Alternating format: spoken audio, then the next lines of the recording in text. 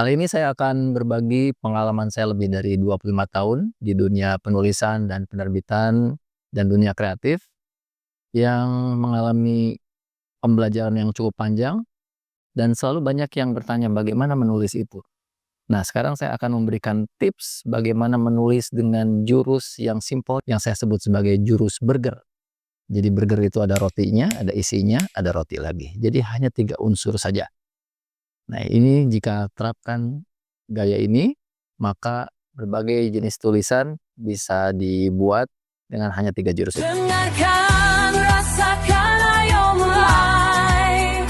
Tobi Amelie menginspirasi. Itu adalah ilustrasi, isi, aksi. Jadi burgernya yang atasnya adalah ilustrasi, tengahnya isi, bawahnya aksi. 3 itu saja. Nah, kemudian kekuatan tulisan itu adalah dari storytelling-nya. Dan ada satu unsur storytelling yang menjadikan storytelling itu akan membuat pembaca menunggu dan terus membaca, yaitu adalah tension. Untuk membuat tension ini banyak sekali resep-resepnya, tapi saya akan memberikan satu rumus yang simpel aja, yaitu 2 beat saja. Karena beatnya bisa banyak, ini 2 beat saja ya beatnya. Tension itu adalah sesuatu yang membuat kita menunggu ya, 2 beat.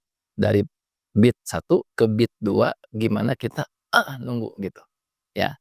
Yaitu tensionnya yang pertama, saya kasih 3 saja, 3 jenisnya ya. 2 beat itu, beat pertama adalah masalah Masa lalu biarlah. atau konflik. Jadi kalau bikin cerita, apa ya masalahnya, apa konfliknya, itu beat pertama. Dari orang baca bagian pertama konflik pasti kan nunggu beat kedua, apa beat kedua? Yaitu penyelesaian ya. Jadi kalau kita berhasil ngasih beat pertama, pukulan pertama, yaitu masalah atau konflik, pasti orang nunggu beat berikutnya, yaitu penyelesaian. Sesimpel itu. Di tengah-tengah antara masalah dan penyelesaian itu ada tension.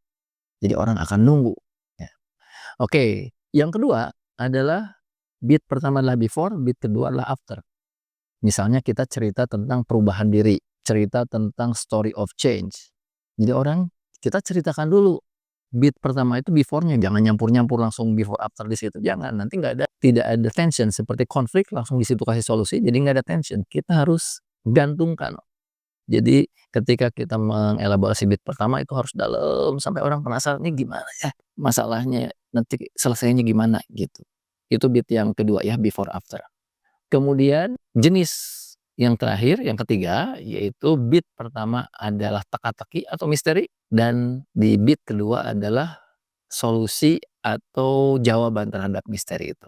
Jadi lakukan 3 itu saja, maka pembaca akan stick pada tulisan Anda dan dia akan membaca dari awal sampai akhir, tidak berpaling ke yang lain. Oke, jadi itu 2 beat-nya. Sekarang ini langsung dikasih contoh ya, nanti langsung dikasih contoh bagaimana sebuah tension. Ya, sebuah tension. Misalnya ini konflik, langsung penyelesaian. Misalnya gini nih, ini kalimat-kalimatnya nih, ini ya. Nanti diperhatikan kalimatnya, nanti saya ajarkan juga bagaimana menyusun paragrafnya dan paragraf yang bergizi itu seperti apa. Saya bacakan nih. Proses penerimaan santri baru angkatan 3 sudah tuntas, titik. Wah. Kemudian sederet nama santri sudah siap untuk pesantren di tahun ajaran baru. Tapi ada satu masalah besar yang sebetulnya tak mereka ketahui. Coba rasakan. Apa? Ada tension apa di situ? Apa yang ingin diketahui? Di ujung kalimat itu bikin tension. Tapi ada satu masalah besar yang sebetulnya tak mereka ketahui. Seolah-olah beres saja. Jadi kan, apa yang harus kita ketahui? Itu tensionnya tuh. Ya. Kemudian si tension itu ditambah intensitinya. Jadi makin menegangkan gitu ya. Beberapa orang tua yang kebetulan survei ke lokasi dan bertanya tentang bangunan yang nantinya ditempati anak-anak mereka, gimana bangunannya? Saya hanya menjawab dengan diplomatis, insya Allah nanti pas tahun ajaran baru semua sudah beres. Tanpa memberi penjelasan detail yang meyakinkan. Nah, ini paragraf kedua itu membuat pembaca ini gimana ya? Jadi semakin kompleks ya. Karena ada orang tua nanya, ini bangunannya, ini cerita tentang pesantren Welas Asih yang dulu yang daftar sudah banyak tapi bangunan belum ada. Ya, itu oh masalahnya bangunan, ternyata ini gimana nyelesainnya? Padahal sudah ada santri gitu ya. Kemudian ya, tensionnya dibikin meningkat lagi ketegangannya.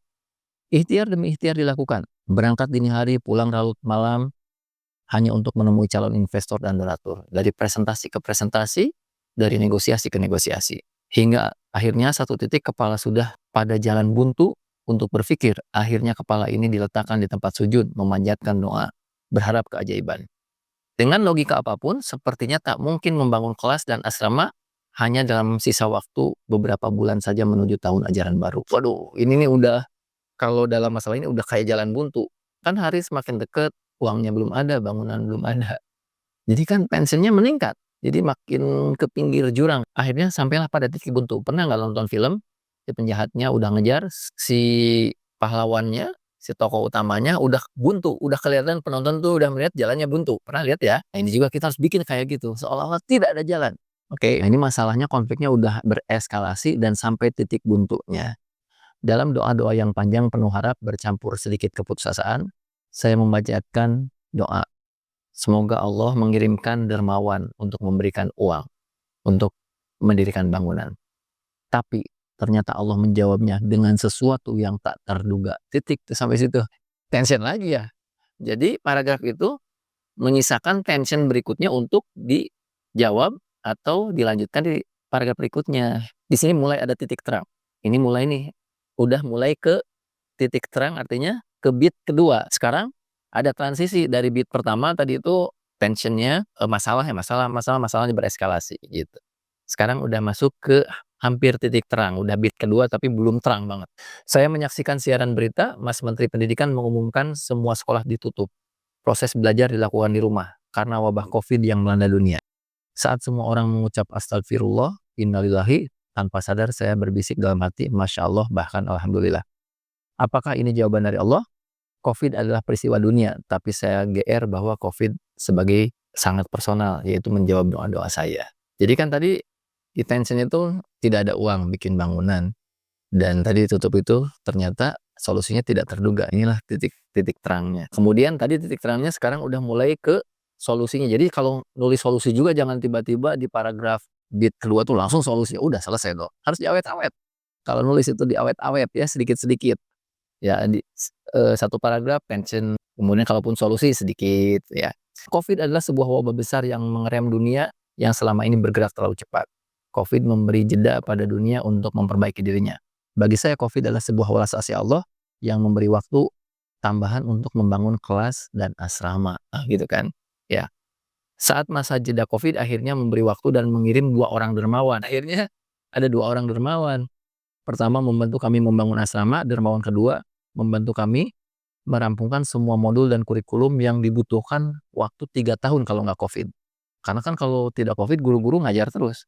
Tapi ketika COVID semuanya di rumah, kemudian waktu itu ada donatur dari Singapura memberikan dana sekitar ratusan juta, mungkin 300 juta ya, untuk bikin modul. Coba kalau tidak COVID itu modul nggak akan selesai 3 tahun. Tapi dalam COVID itu bisa selesai kurang dari 1 tahun. Itu baru ilustrasinya. Jadi ilustrasi itu harus mengandung tension. Dan tension itu tadi ada 2 beat ya tensionnya itu, yaitu masalah, solusi. Dan ketika bikin masalah juga sedikit bereskalasi jadi makin rumit, ada titik terang, solusinya pun sedikit makin terang benderang. Oh itu rahasia teka-teki dari Allah itu. Sekarang isinya adalah statement isi itu adalah transisi ya. Karena ini jenis tulisannya adalah sebuah esai atau refleksi, jadi ilustrasi, kemudian isinya apa jadi? Ini transisinya. Saya makin yakin bahwa semua doa dikabulkan itu pasti. Karena itu janji Allah. Ud'uni astajib lakum. Mintalah, maka Allah akan menjawabnya. Tapi dikabulkan kapan dan dalam bentuk apa itu adalah rahasia Allah ya. Kemudian ujungnya nih menggunakan quotable action atau quotable statement ya. Jadi ada sesuatu kata-kata yang itu menjadi menancap nanti di kepala orang, yaitu yang sesuatu yang bisa di-quote, di-highlight ya. Jawaban atas doa kita tidak selalu persis dengan apa yang kita inginkan. Allah lebih tahu apa yang kita butuhkan. Seperti seorang anak kecil yang merengek minta es krim tengah malam. Orang tuanya tidak akan mengabulkan keinginan anak itu karena orang tua tahu persis apa yang terbaik dan dibutuhkan anak itu. Allah juga tahu kapan waktu terbaik mengabulkannya. Kadang Allah mengulur waktu sampai injury time, seperti tadi cerita tadi ya, diulur injury time. Kenapa? Agar kita merasa makin tegang, cemas dan tak berdaya. Allah senang saat hambanya meminta penuh khauf dan roja, penuh rasa takut dan penuh pengharapan. Jadi sama Allah dibikin. Kalau tiba-tiba dikasih pas belum injury time kayaknya, biasa-biasa aja. Tapi saat injury time, waduh rasanya setetes air aja saat kehausan itu kayak air satu telaga. Nah akhirnya aksi, kan tadi ilustrasi, isi, aksi. Ilustrasi itu ada tension, kemudian kalau isi itu ada statement-statement, terakhir aksi. Aksi itu adalah actionable guidance. Ngajak apa? Karena kita nulis itu sebetulnya kan berdakwah, ngajak orang. Jadi intinya ngajak, tapi ngajaknya dikasih ilustrasi dulu, dikasih isi dulu. Teruslah berdoa karena Allah sangat senang jika kita meminta. Dengan berdoa kita menempatkan diri kita sebagai hamba yang membutuhkan dan Allah sebagai zat yang maha kaya. Tapi jangan pernah mendikte Allah, biarkan Allah yang lebih tahu bagaimana dan kapan Allah menjawab doa-doanya. Ada satu tips dan trik. Ini ada tips and triknya doa yang manjur, yaitu jurus doa menyamping. Misalnya saat kita membutuhkan dana untuk membangun asrama, saya mendoakan pesantren lain agar mereka dibangunkan asrama.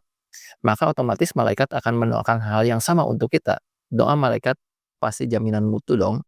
Kalau tidak percaya silahkan coba. Nah itu ujungnya, itu actionnya ya.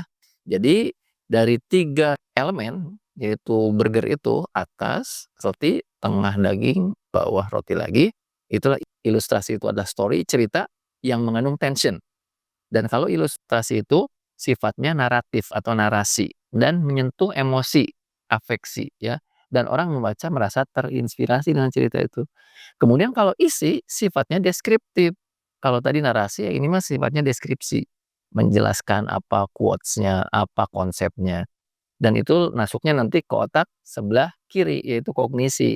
Kalau tadi cerita masuknya otak kanan. Kemudian kesannya dari pembaca itu jadi saya memahami inti pesannya. Kalau yang tadi saya terinspirasi dengan ceritanya. Nah, kalau bagian aksi, aksi itu persuasi. Jadi kalau ilustrasi itu narasi, isi itu deskripsi, kalau aksi itu adalah persuasi, ajakan. Dan itu ngajak, sifatnya kalau tadi kognisi psikomotorik, "Ayo lakukan sesuatu." Dan apa kesannya? Dari pembaca, saya merasa tergerak untuk menerapkannya. Jadi orang yang baca tulisan ini, akhirnya dia nanti akan berdoa, doa menyamping, bukan tidak putus asa, kemudian ingat cerita tadi, dan ingat quotes-quotes-nya. Jadi kalau ditulis, ini mungkin sekitar 800 kata sampai 1000 kata. Kalau dibacakan itu sekitar 3 sampai 5 menit. Kalau dijadikan video, videonya sekitar 3 sampai 5 menit, dan ini video yang sangat kuat. Jadi video yang pendek, bacaan yang pendek, tetapi penuh makna, kemudian diawali dengan sesuatu yang menggugah, dan diakhiri dengan sesuatu yang menggerakkan. Itulah tips menulis dengan jurus burger. Selamat mencoba dan selamat menggunakan tulisan sebagai media berdakwah. Terima kasih. Assalamualaikum warahmatullahi wabarakatuh.